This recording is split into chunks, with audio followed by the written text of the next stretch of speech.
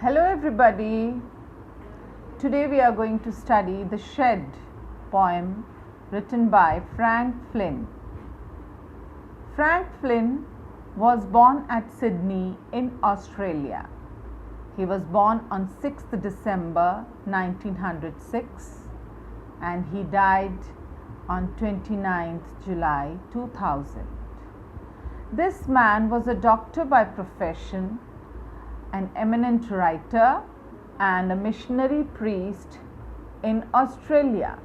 He has written a number of books, and the books names we are reading here: The Living Heart, Northern Gateway, Rebuilding the Beacon, Point Smith, Port Essington. So now, without taking much time, let's start reading the poem. Let me recite it. There's a shed at the bottom of our garden with a spider's web hanging across the door. The hinges are rusty and creak in the wind. When I am in bed, I lie and I listen. I'll open that door one day. There's a dusty old window around at the side with 3 cracked panes of glass. I often think there's someone staring at me each time that I pass. I peep through that window one day. My brother says there's a ghost at in the shed who hides under the rotten floorboards, and if I dare to set foot inside, he'll jump out and chop off my head. But I'll take a peek one day. I know that there isn't really a ghost. My brother tells lies to keep the shed for his den. There isn't anyone staring or making strange noises, and the spider has been gone from his web since I don't know when. I'll go that shed one day soon, but not just yet. Frank Flynn. This poem is written by the poet when he was a very small child. He has tried to show the state of mind of a small child who is very scared to go to a storehouse. Often you have an attic in your house, you have a storeroom in your house where you feel very scared to go, and when your mother says to go and bring something from there, you feel very scared to go and you deny to go because it's rough, it's dark, and all the things are kept hither and thither. So the poet is also having one shed which is at the corner of the garden, and the elder brother has scared this fellow, the younger one, to not to go there, and this fellow has a curiosity to go there. He feels that he knows very well that there is nothing, but he is scared to go, maybe because he is underage, and when he would grow up, then he would become bold, smart, courageous, and then he would go to see what's going on there.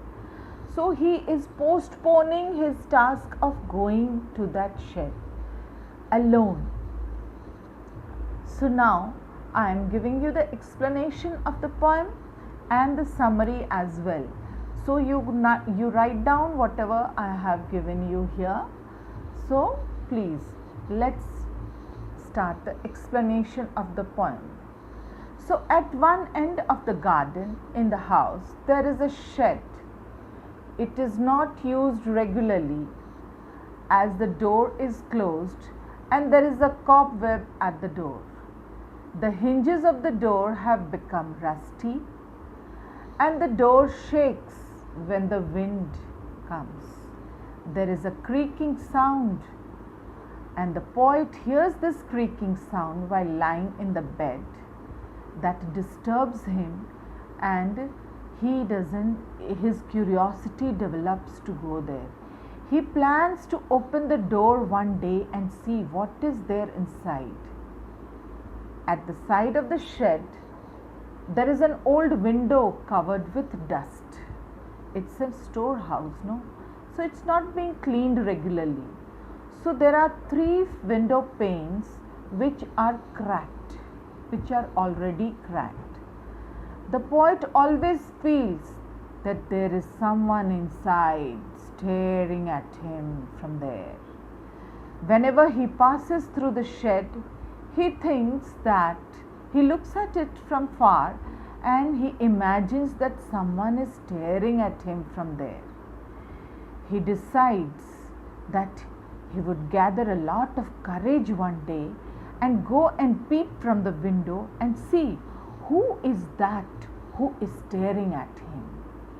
Actually, he in his own imagination has made a thought that there is a ghost, and moreover his brother has added a lot of spices in it and has made the situation very fearful, and this way the poet is not taking courage to go to that shed.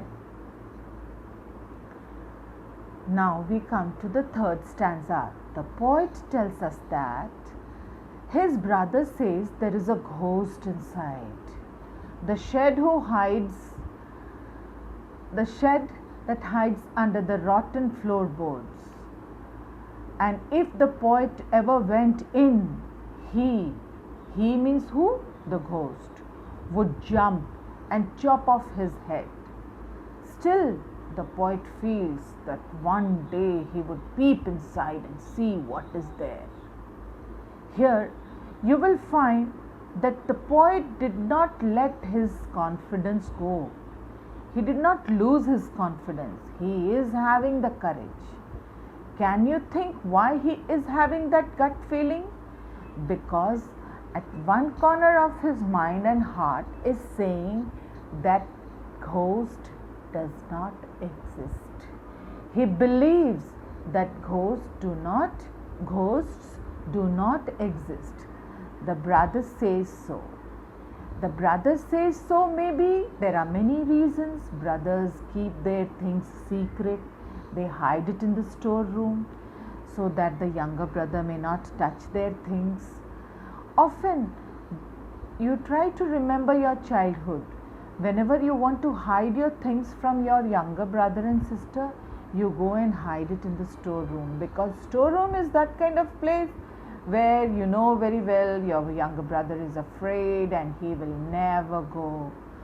So the brother says that he is imagining that he may have hidden something, some secret things from the eye of the poet, and maybe he wants to overrule him by scaring him. There may be these 2 reasons. The poet says that in reality there is no ghost in the shed, and his brother has told him these lies to keep the shed as a hiding place. He says that nobody is looking out of the window and there is no one making noise there. Even the spider who had made his web there, that web is still lying there, but the spider is no more. So finally he once again decides that he would walk into the shed, but he is waiting for the right time to come. And presently he is gathering courage. He is building his confidence to implement this plan in future. He will make this true. He will make this thought true by going to that shed and removing his fear. So one thing we get to know from this lesson, children, if we are afraid of something, if we fear something, we have to go inside that fear. We have to go to that fear. We will come out of that fear only when we are going inside that fearful state of mind. We will face that fearful state. We will undergo a lot of pain, and once that pain is faced, we will overcome that fear. That pain will go away itself. So, Just like a knife can cut another knife, just an iron can cut another iron. In the same way, fear, if fear is there, fear will cut fear only. Ye have to bring that fearful state, face that fearful state, and then overcome it. So, this is what we learn from the poem, and the poet is waiting for the right time to get that courage. So, these are some word meanings which I found. Hinges. Hinges are that joint of the door and that body of the wall, there are that is a metal mechanical bearing which connects two solid objects where your door is opening and closing, that joint, that is called hinges. Rusty. Rusty means that junk, the hinges have gone rusty, so it is covered with rust. Creak. Creak is a high pitched sound when anything that is being moved here and there, so that is called creak. Creak is a sound. Staring. Staring means when you stare someone with wide opened eyes. Often your teacher stares at you when you don't complete your work. Rotten floorboards. Often you will find in the foreign countries, especially Australia, they don't get concrete, they do not have concrete floor, they have wooden floors. So these rotten floorboards, these straight wooden floorboards, when they are in the state of decay, when they are in the state of destruction, that is called rotten floorboards. Peek means to peep, to peep. So thank you very much.